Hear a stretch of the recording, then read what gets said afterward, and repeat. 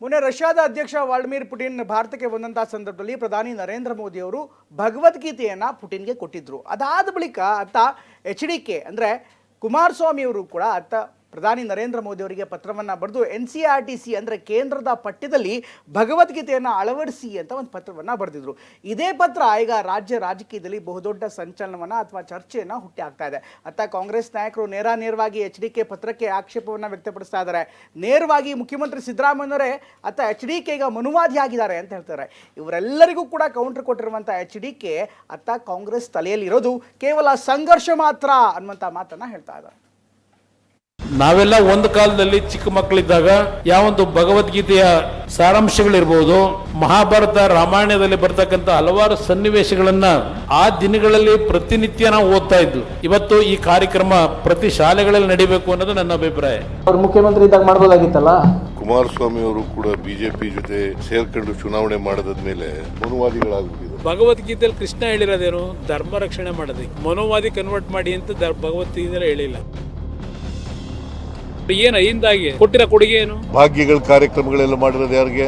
ಅವತ್ತಿನ ಭಗವದ್ಗೀತೆ ಈಗಿನ ಈ ಸರ್ಕಾರದ ವಿರುದ್ಧ ಅವಶ್ಯಕತೆ ಇದೆ ಅನ್ನೋದು ನನ್ನ ಅಭಿಪ್ರಾಯ. ಇಡೀ ದೇಶದಲ್ಲಿ ಎಲ್ಲ ಮೈನಸ್. ಕುಮಾರಸ್ವಾಮಿ ಅವರು ಯಾವತ್ತಾರು ಮಾತಾಡಿದಾರ? ಭಗವದ್ಗೀತೆ ಕುರುಕ್ಷೇತ್ರ ಯುದ್ಧ ನಡೀತಾ ಇದ್ದ ಸಂದರ್ಭದಲ್ಲಿ ಶ್ರೀಕೃಷ್ಣ ಪರಮಾತ್ಮ ಅರ್ಜುನನಿಗೆ ಮಾಡಿದ ಉಪದೇಶವಿದು. ಧರ್ಮ ರಕ್ಷಣೆಯ ಸಾರಾಂಶ ಈ ಭಗವದ್ಗೀತೆಯಲ್ಲಿದೆ. ಇದು ಹಿಂದೂಗಳ ಪಾಲಿಗೆ ಪವಿತ್ರ ಗ್ರಂಥ ಕೂಡ ಹೌದು. ಆದರೆ ರಾಜ್ಯ ರಾಜಕಾರಣದಲ್ಲಿ ಇದೇ ಭಗವದ್ಗೀತೆಯ ವಿಚಾರ ಕುರುಕ್ಷೇತ್ರದಂತೆ ವಾಗ್ಯುದ್ಧಕ್ಕೆ ವೇದಿಕೆ ಹಾಕೊಟ್ಟಿದೆ. ಇವತ್ತು ಈ ಕಾರ್ಯಕ್ರಮ ಪ್ರತಿ ಶಾಲೆಗಳಲ್ಲಿ ನಡೀಬೇಕು ಅನ್ನೋದು ನನ್ನ ಅಭಿಪ್ರಾಯ. ವಿಷಯ ಏನು ಅಂದ್ರೆ, ಕೇಂದ್ರ ಸಚಿವ ಕುಮಾರಸ್ವಾಮಿ ಕಳೆದ ತಿಂಗಳು 30ನೇ ತಾರೀಕು ಶಿವಮೊಗ್ಗದಲ್ಲಿ ಗೀತಾ ಪಠಣ ಕಾರ್ಯಕ್ರಮದಲ್ಲಿ ಭಾಗಿಯಾಗಿದ್ರು. ಆಗ ಕೆಲವು ನಾಯಕರು ಭಗವದ್ಗೀತೆಯ ಬೋಧನೆಗಳನ್ನ ಶಾಲಾ ಪಠ್ಯಗಳಲ್ಲಿ ಸೇರಿಸುವಂತೆ ಮನವಿ ಮಾಡಿದ್ರು. ಇದನ್ನೇ ಉಲ್ಲೇಖಿಸಿರೋ ಕುಮಾರಸ್ವಾಮಿ ಕೇಂದ್ರ ಶಿಕ್ಷಣ ಸಚಿವ ಧರ್ಮೇಂದ್ರ ಪ್ರಧಾನ್ ಅವರಿಗೆ ಪತ್ರ ಬರೆದಿದ್ದಾರೆ. ದೇಶದ ಎಲ್ಲಾ ಶಾಲಾ ಪಠ್ಯಗಳಲ್ಲಿ ಭಗವದ್ಗೀತೆಯ ಬೋಧನೆ ಸೇರಿಸುವಂತೆ ಮನವಿ ಮಾಡಿದ್ದಾರೆ. ಶಿವಮೊಗ್ಗದಲ್ಲಿ ನಡೆದ ಗೀತಾ ಪಠಣ ಕಾರ್ಯಕ್ರಮದಲ್ಲಿ ಭಾಗಿಯಾಗುವ ಸೌಭಾಗ್ಯ ನನಗೆ ಸಿಕ್ಕಿತು.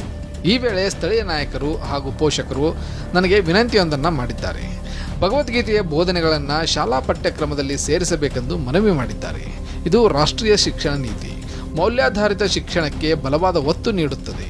ಗೀತೆಯಿಂದ ಆಯ್ದ ಬೋಧನೆ ಪರಿಚಯ ಮಾಡೋದ್ರಿಂದ ವಿದ್ಯಾರ್ಥಿಗಳಲ್ಲಿ ನೈತಿಕ ಶಕ್ತಿ, ಚಿಂತನೆಯ ಸ್ಪಷ್ಟತೆ ಮತ್ತು ವ್ಯಕ್ತಿತ್ವ ವಿಕಸನಕ್ಕೆ ಸಹಾಯವಾಗಲಿದೆ. ಇದರಿಂದ ನಮ್ಮ ಜನಸಂಖ್ಯಾ ಲಾಭಾಂಶವು ಬಲಪಡುತ್ತದೆ. ನಮ್ಮ ಯುವಕರು ಜಾಗತಿಕವಾಗಿ ಶ್ರೇಷ್ಠವಾಗಲು ಸಿದ್ಧರಾಗುತ್ತಾರೆ.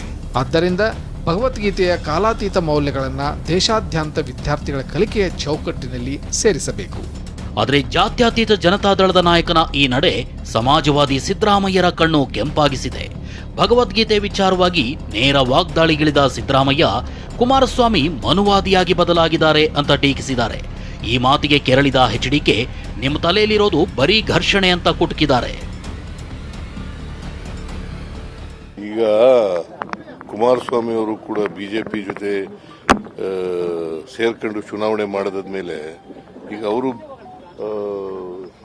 ಮನುವಾದಿಗಳಾಗ್ಬಿಟ್ಟಿದ್ದಾರೆ. ನಾನು ಯಾವ ದೃಷ್ಟಿಯಿಂದ ಹೇಳಿದ್ದೇನೆ?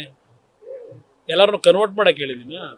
ಅದು ಬಿಟ್ಟು ಅದೇನೋ ಮನೋವಾದಿಯ ಕಡೆಗೆ ಎಲ್ಲರನ್ನು ಕರ್ಕೊಂಡು ಹೋಗ್ಬೇಕು ಅಂತ ಅವ್ರ ತಲೆಯಲ್ಲಿರೋದು ಸಮಾಜಗಳ ನಡುವೆ ಘರ್ಷಣೆ.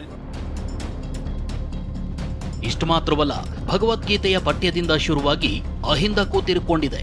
ಮನುವಾದಿ ಎಂದ ಸಿದ್ದರಾಮಯ್ಯರ ಅಹಿಂದ ಕೊಡುಗೆ ಬಗ್ಗೆ HDK ಪ್ರಶ್ನೆ ಎತ್ತಿದ್ದಾರೆ. ಇದಕ್ಕೆ ಗ್ಯಾರಂಟಿ ಕಾರ್ಯಕ್ರಮ ಪ್ರಸ್ತಾಪಿಸಿ ತಿರುಗೇಟು ನೀಡಿದ್ದಾರೆ. ಯಾವ ಅಹಿಂದನ ಇವತ್ತು ರಕ್ಷಣೆ ಕೊಟ್ಟಿದ್ದಾರೆ? ಅಹಿಂದ ಹೆಸರಿನಲ್ಲಿ 10 ವರ್ಷದಿಂದ ಮಜಾ ಮಾಡ್ತಾವ್ರೆ. ಅದು ಬಿಟ್ಟು ಏನು ಮಾಡೋರು? ಏನು ಅಹಿಂದಾಗೆ ಕೊಟ್ಟಿರೋ ಕೊಡುಗೆ ಏನು? 8 ವರ್ಷ ನೀವು CM ಇದ್ದೀರಲ್ಲಪ್ಪ. ಅಹಿಂದ ಸಮಸ್ಯೆ ಎಷ್ಟು ಬಗೆಹರಿಸಿದಿರಿ? ನಿಮ್ಮ ಸೀಟ್ಗೋಸ್ಕರವಾಗಿ ಅಹಿಂದ ಹೆಸರನ್ನು ಉಪಯೋಗ ಮಾಡ್ತೀರಿ. ಅಹಿಂದ ಸಂಘಟನೆ ಮಾಡಿದವನು ನಾನು. ಅಹಿಂದ ಜನರಿಗೆ ಇವೆಲ್ಲ ಗ್ಯಾರಂಟಿ ಯೋಜನೆಗಳೆಲ್ಲ ಇವೆಲ್ಲ ಮಾಡಿರೋದು, ಭಾಗ್ಯಗಳ ಕಾರ್ಯಕ್ರಮಗಳೆಲ್ಲ ಮಾಡಿರೋದು ಯಾರಿಗೆ? ಇನ್ನು ಭಗವದ್ಗೀತೆಯಲ್ಲಿನ ಕೃಷ್ಣನ ಉಪದೇಶದ ಬಗ್ಗೆ ಮಾತನಾಡಿದ HDK ರಾಜ್ಯ ಸರ್ಕಾರದ ವಿರುದ್ಧ ವಾಗ್ಬಾಣ ಬಿಟ್ಟಿದ್ದಾರೆ.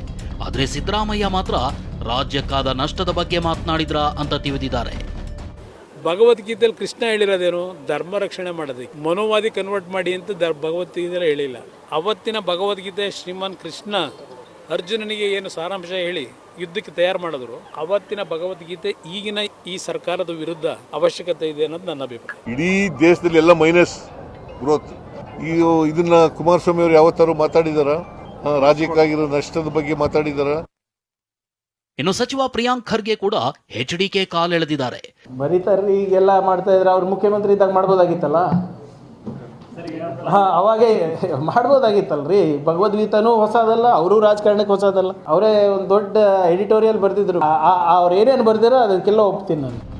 ಶಾಲಾ ಪಠ್ಯಗಳಲ್ಲಿ ಭಗವದ್ಗೀತೆಯ ಬೋಧನೆ ಸೇರಿಸಬೇಕು, ಸ್ವಚ್ಛ ಸಮಾಜ ನಿರ್ಮಿಸಬೇಕು ಅಂತ ಕುಮಾರಸ್ವಾಮಿ ಮನವಿಯೊಂದನ್ನು ಮಾಡಿದ್ದಾರೆ. ಆದರೆ ಈ ಬೇಡಿಕೆ ರಾಜ್ಯ ರಾಜಕಾರಣದಲ್ಲಿ ವಾಗ್ಯುದ್ಧಕ್ಕೆ ವೇದಿಕೆ ಹಾಕಿಕೊಟ್ಟಿದೆ. ಅನಿಲ್ ಕಲ್ಕೆರೆ, TV9 ಬೆಂಗಳೂರು.